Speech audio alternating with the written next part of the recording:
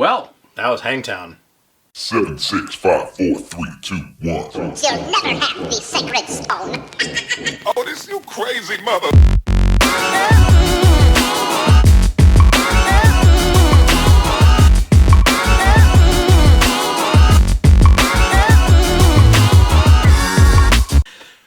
welcome everybody back to the Moto Aftermath Show here. Well, made it through the first outdoor round here, Hangtown. 49th running of the Hangtown Classic, which is a total of 4 more years than the series itself. Yeah, and then there wasn't even enough dudes in the 250 class to run a county. No. Actually, only 39 showed up. We're going to end up like the GPs here. We're going to have 20 dudes show up. 25 dudes maybe. It's going to be great. It's going to be great. No. I hope we don't turn into a stream like that. Oh, God, that could be bad. Nope. But, anywho, let's talk about the old Hangtown track. What do you think? Typical. Watered the piss out of it in the morning because it was going to be hot. Rutted up really deep in practice. Rutted up not a lot in the first moto, but it was already ruddy. And then it just started to get hard. Yeah, pretty much the normal. I mean, Hangtown's always notorious getting rough. It's on a camber, so you're constantly on the edge of the tire. It's the first round. Dudes are going for broke and riding that ragged edge, especially the 250 class. Guys are most of the time pinballing off each other. Typical deep rut, square edge, pockets everywhere. They did overwater the piss out of it, and I think that even though they worked it in between, because of the fact of unusually how hot it got, I mean, it hasn't been 95 degrees at Hangtown, I think, in like 4 years. I think that played into the ruts not getting as smooth as they did, just because a lot of guys were pivoting early because they were just burying it all the way through the corner. But all in all, typical Hangtown. But yeah, it turned to concrete by the second motos. I mean, there was no traction at the end. And no one hooked the Fly 150. Yeah, the more and more that I thought about it, I think they actually shortened the transition into the face. It didn't look like I thought that the other day when I saw the press day footage that it looked like it wasn't as long of a run up, so it doesn't really surprise me, but it's kind of one of those things. Why have a big jump like that, though, if you're not going to... I don't think it'll be there next year, to be honest with you. Probably not. I mean, I don't know what they'll put there, but, I mean, what's the point of it if nobody's going to huck it? Yep, exactly. So, all right, let's jump right into this.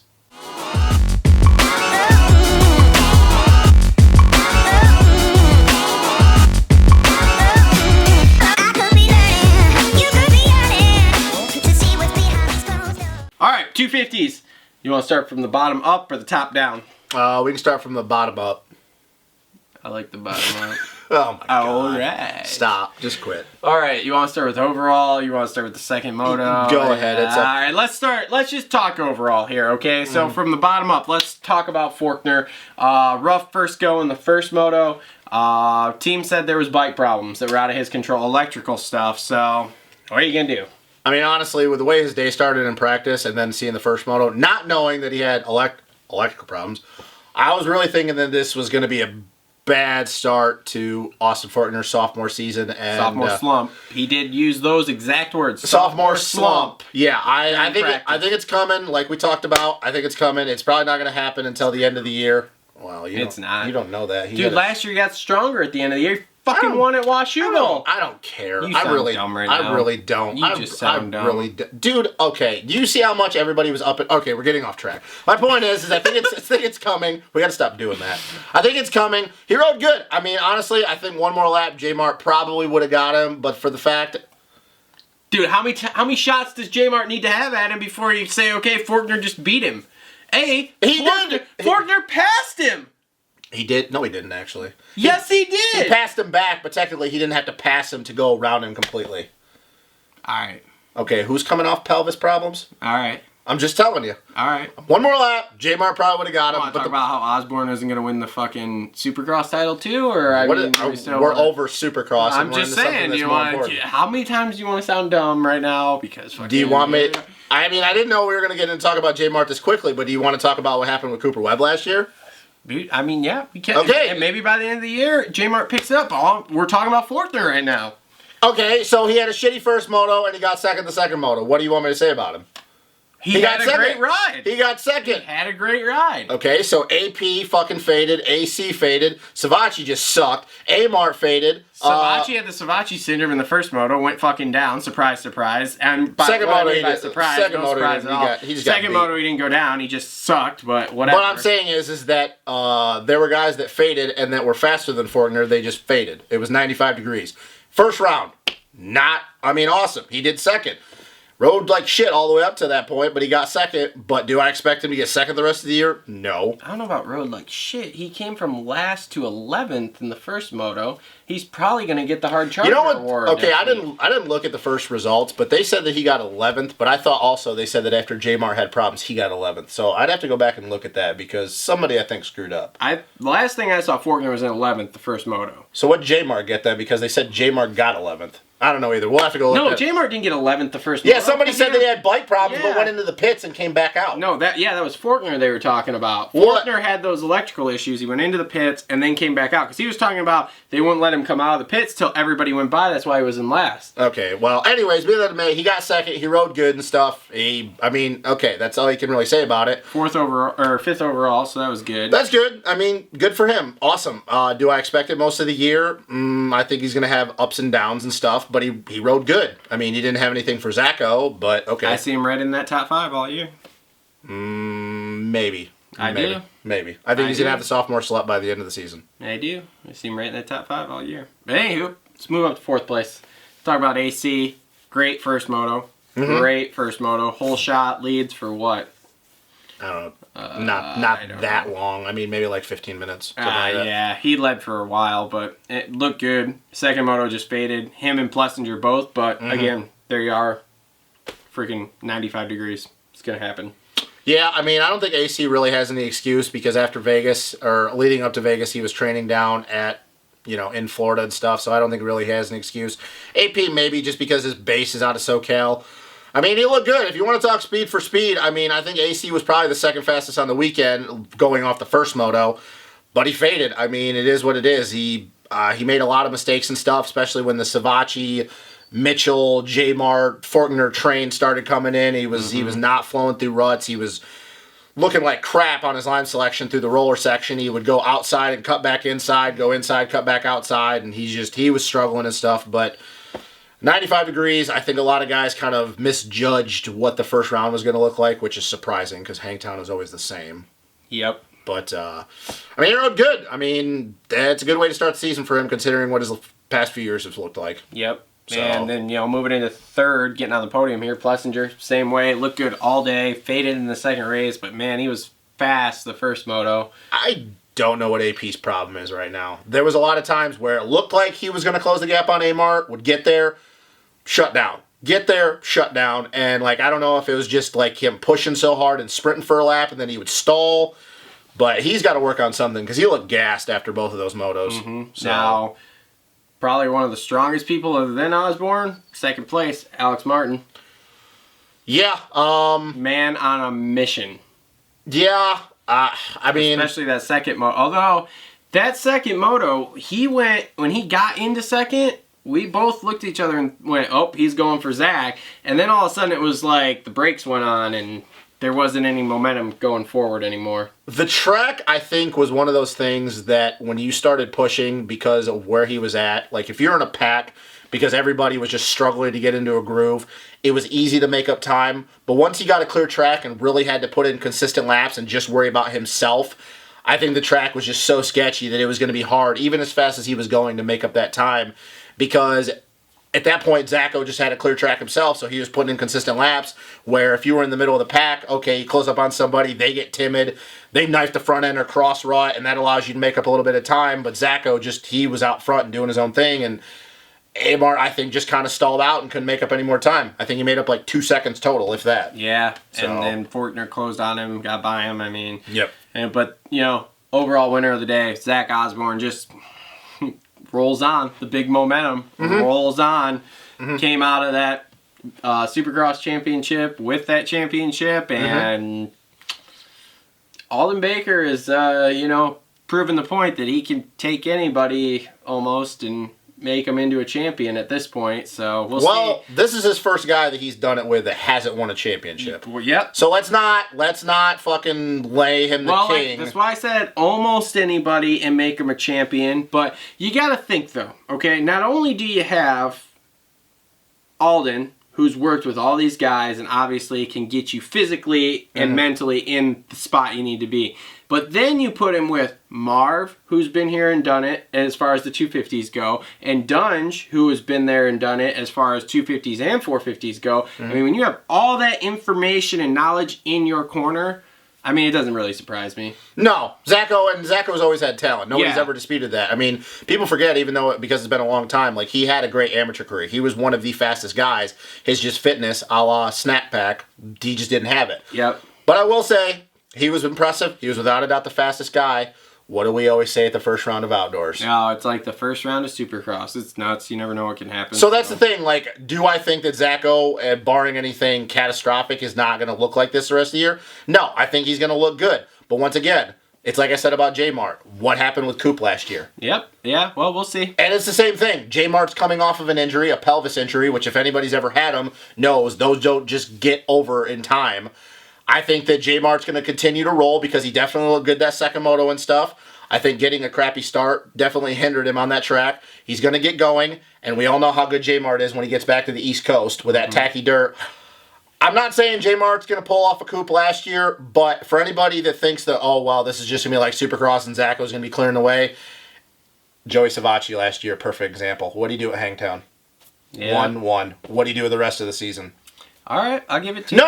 I'm not trying to argue with you about Zacho, but once again, we can't base everything off of what we see at Hangtown in the 250 class. No, but well, we'll see how it goes. Let's touch on a couple other points. Number one, rookie Sean Cantrell, first moto, great start, runs third for 8 minutes, and then fades, but still good start, looked good, was running the pace, was pacing everyone he was up front with, no problem. So that was cool to see. And then the other thing, Frenchie. He was putting in a good ride that first moto, but like I said to you, it almost to me looked like he had dehydration, heat stroke, something, because when he crashed, he didn't really jump that tabletop. He kind of jumped to the quarter of it and then like cross-rutted or twisted coming off the top of it, and then boom, boom, boom, and then smacked his head, didn't know where he was, picked his bike up, fell down. It was a fiasco. I hope everything's okay with him. He did look pretty good up until that point. He was fast in qualifying and everything. So, it's too bad he crashed and couldn't finish, but we'll see. Yep. So, I mean, I don't really have anything else to say on that. So, nothing else you want to touch on the 250s? That's it? Do you want to do our shockers, or what do you want to do? Shock, disappointment. I mean, biggest disappointment was probably Savacci, because everybody looks at him as like he should be good and he's not. So that was kind of a shocker as to how bad he actually did today. And other than that, the big surprise would be, it's a surprise but it's not, would probably be Forkner in that second moto and how good he actually rode, because he was fast. I'd probably say the disappointment actually for me was Frenchie, was horrendous because of all the hype that he had. Now, we knew that he was going to struggle when it got hot. Unforeseen things, if he did get dehydration, that's nothing to mess with, especially so I think they made the right call not going out the second moto. But actually, my surprise is Cole Nichols. Yeah. Cole Nichols, he got 6th. Rode really well, yeah. Really? Like, coming off after being injured and off, I think he's been on the bike for 2 weeks now. I mean, come on now. 6th? We pegged him at the beginning at our previous show for barely even getting in the top 10. So I'd say Cole Nichols was probably the surprise in my opinion, at least. Yeah, you're not wrong. So. All right, cool. That's it for the 250s, so we'll move on.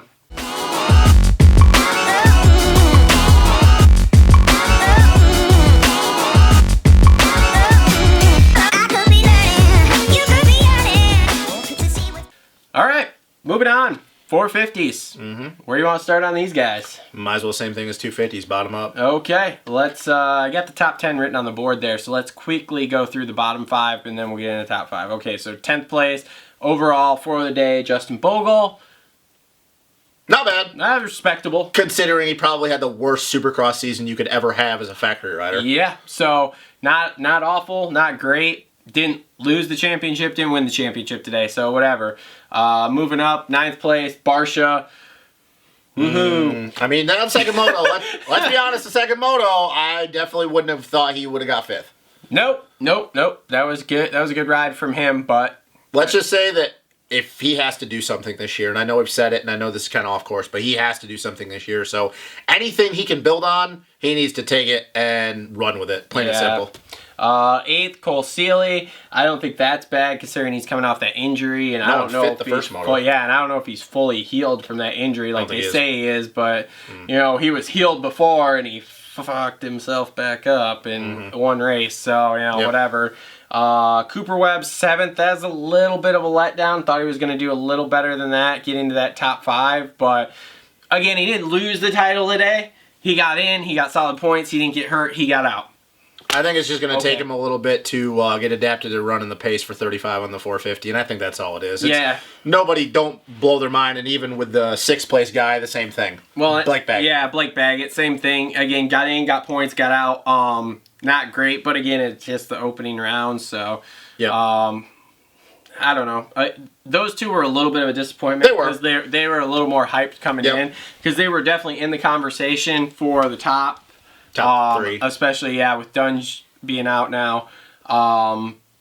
But we'll see. We'll see once we get past Thunder Valley, hit High Point, then we'll see where we really start stacking up. So then we start getting in the top 5. So 5th place, Brock Tickle. That was a shocker. It was a little bit of a shocker, but he rode really freaking well today. He was up there in the mix, good starts. I mean, well, what do we always talk about Brock Tickle? Grinder. Just grind away. And once again, twice last year, fastest lap time practice. I mean, it shouldn't be a surprise to us because he got the podium but a couple times last year and then got hurt. He's not flashy. It is, though, a surprise. Like, as much as we say that, like, every time we come, like in Supercross, every time Tickle's name comes up and we just like, really? Like, really? It's a surprise. It shouldn't be, but let's be honest, it is. He's like a top 10 dude, and whenever you see him get, you know, top 5 and up, you're like, holy shit, like Brock Tickle, what the hell? People forget that even he won a 250 Supercross championship. Like, you say Brock Tickle, and they're like, no. Like, yo, he won a Supercross championship. We saw his bike at Pro Circuit. Yeah, exactly. I mean, so it's like, it's just Brock Tickle. It's his thing. It's his MO. That's just who he is. Moving up the list to 4th place. Wow. Dean Wilson. Wow. The guy you rode off. Wow. Great day. I did. And actually, second moto gave Tomac a run for a little. I mean, he was in the way for a little while. He was. He was in the way for a little while, but he did keep Eli behind him for a while. So, but I thought he rode well. He was impressive all day. You think he keeps it going moving forward? Is a big question. Seeing how this is the first round and it looks like guys had problems. If he cannot tweak his knee, yes, I think so, because he did show flashes of speed today. Where and again, that's getting back to where he was before he started having all these injuries. We can work with speed, and that's what they always said with him. That was why he had that Red Bull KTM ride for the couple years there, or a year, whatever it was because he had speed, and they could work with speed. But then again, when you tweak your knee, even if you don't hit the ground, I mean, it's where you get in trouble. So, good ride by Wilson, and we'll see where he goes. Again, once we get past Hangtown, then I'll start looking a lot more closely at some different things. I say when we go back east is really when the time's going to tell, because we get that week off from Thunder Valley to High Point, and I think that's when things really need to start coming into play, like who's going to do what. Yep. And now we're getting into the podium. And the first guy on the podium here, 3rd spot on the box. Holy shit. Shocker to us. Josh Grant, which I guess it shouldn't be a shocker. He's a California guy. He always runs well at Hangtown, always runs well at Glen Helen. But still, it was like, man, because he led for 20 minutes. Yeah, he led 20 minutes of that second race. He worked his way up to 3rd that first race. I mean, you can't count out JG. No, he's got those new ankles, and he's ready. And he's got a new look on life. He's not taking it he's taking it serious, but he's not putting so much pressure on himself. He's loving life and stuff. And I tell you what, man. I don't think this is a flash in the pan. Like, we know what's going to happen where we go next week, but I don't think this is a flash in the pan. Like, I think this is what JG is going to be like all year. I think he's got some momentum going, and it'll be interesting to see where we go. I'm interested to watch next weekend, because being his backyard track next weekend at Glen Helen, that could be interesting if he yanks a start. The other thing I do like about him, though, is he knows his role now. Yep. He was up front, got passed, by Marv, was in second in the second moto. Tomac came up on him. He raced Tomac for a lap and a half or whatever. Realized, I'm just holding him up, and didn't really let him by, but just didn't charge the corner. Yep. Okay, fine. You can say he let him by, because if we don't say he let him by, then they're going to be like, well, it's because it was Tomac, he didn't let him by, but if it was Dungey and Marv, Marv let him by. Like I said when we were watching it, if that's for first, he does everything he can. I'm not going to say he's going to run it in on his own teammate, but he does everything he can. Since the fact that it was for second, he's like, okay, I'm going to do what I do and stuff, and if I get in Eli's way, then that's my bad, but he knew that he wasn't faster. I mean, he knew JG was fading a little bit, and he does know his place now. He's not like, hey, man, I'm just going to, and he did that with the JGR days and any team he's ever ridden for. He's like, I don't care who you are. I want to work out for me. And he knows that Eli's faster. Yep. Yep, which is just, it's kind of showing a maturity level with him, which is nice. At the end of the day, Cowie's paying Eli a lot more money than they're paying Josh, and Josh is getting paid to do Y, and Eli's getting paid to do X. And Eli's getting paid to win, Josh is not. Josh is getting paid to run second place, basically, and play blocker for Eli if he has to. And as long as he does his role like that, I'm sure Kawasaki will take care of him, either monetarily, with bonuses, or he'll continue to have a ride. But I do tell you one thing, though, that if they get in a situation list this year, and it is those two, and it's one lap to go, and JG thinks he has a shot to win, I'm not saying he's going to take out, but he ain't going to let up like that. There's no fucking way. He won't. No, and that's not the way that team's going to work, they're just going to pull up for each other like that. But, they both know. So moving on up here, get to other Frenchie. Yeah, the other French guy. Marv did pretty much what we thought Marv would do. Went 2-2. Put up a good battle with Eli. Well, he was in Eli's way too the second moto for a while. Kind of like Wilson, kind of like Grant. He was just in the way. Do whatever he could. He did make it stick. He did. He give it to him. He kept him behind him for a couple of laps. I mean, if I'm Eli, though, yeah, there were a couple times that I would have pushed him a little farther than what he did. But that's not who Eli is. That's not who Eli is. Eli, and we talked about this, strictly wants to be the fastest dude on the track. He don't want to put you over the berm. He's just going to blow by you. That's all he wants to do. Yep. So that, and that's where he struggled getting by Marv in this race. But Marv rode well all day. I mean, but if you're Marv, though, I mean, dude, you're frustrated right now.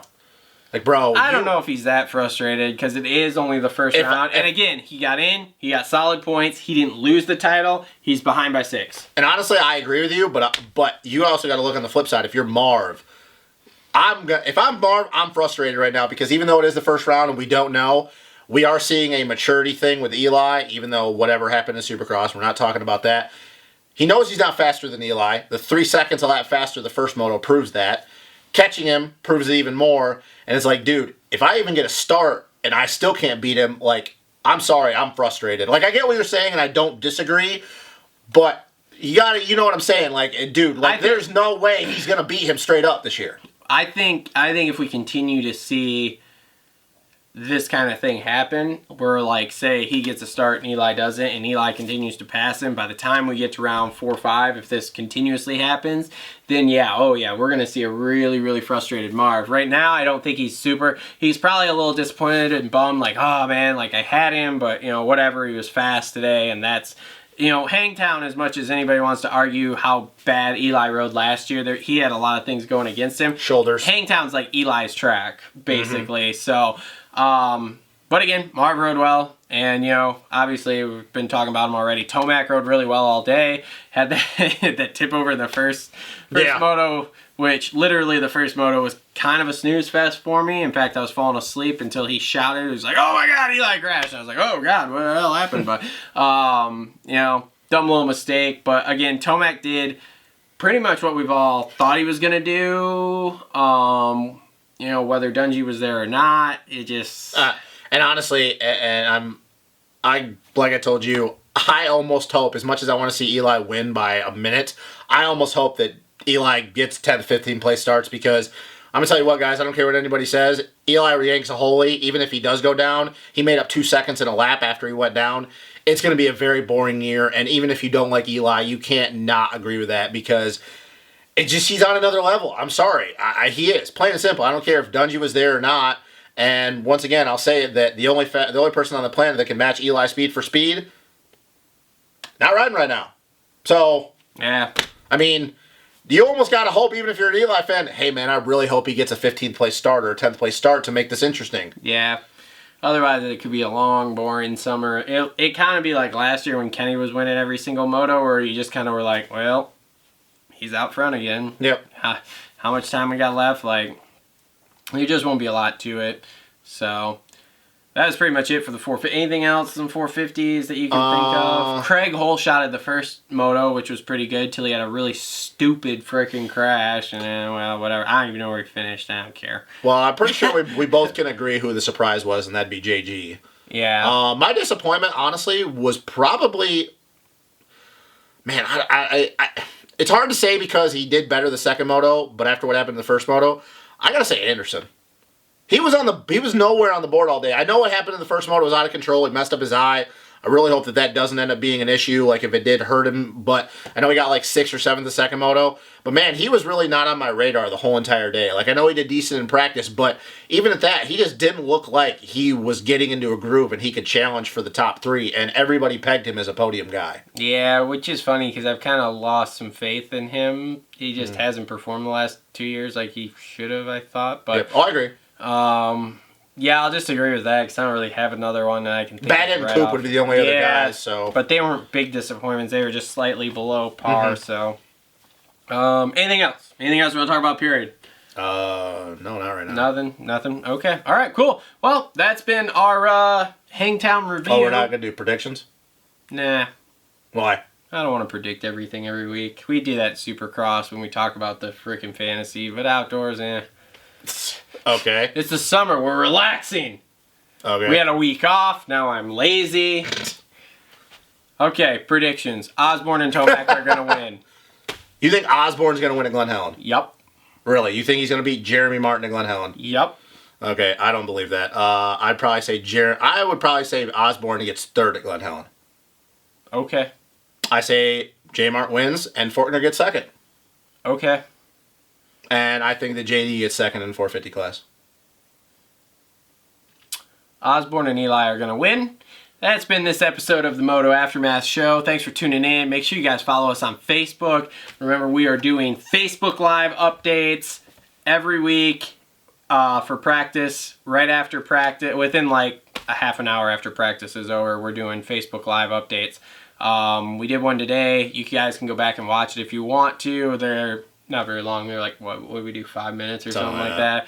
They're just 5-minute blurbs. We talk about anything cool we kind of saw during practice. So make sure you smash that subscribe, that like button, comment below, share the videos with your friends because we're trying to grow this a little bit here. Maybe one day we'll have t-shirts or hats. Probably not. And hey, by the way, what was the bet with you getting the mustache thing? Oh, that's not happening. He's got a bet, so if it was something to do with Dean Wilson and Weston Pike, was that it? Yeah, if Pike's ahead of Wilson by when? Redbud? Something like that. Then he's got to shave everything but the mustache. It's not gonna porn stash. It's not gonna happen either way. So no. When he's sleeping the first night. It's not actually bet with him. It's with somebody else. But it's not gonna happen. It's gonna be great. No, it's not gonna happen. All right, guys. Thanks for tuning in to the Moto Aftermath Show. We'll see you guys next week after Glen Helen. Yeah, buddy. You have to buy the app. Just waiting on Mr. Important here.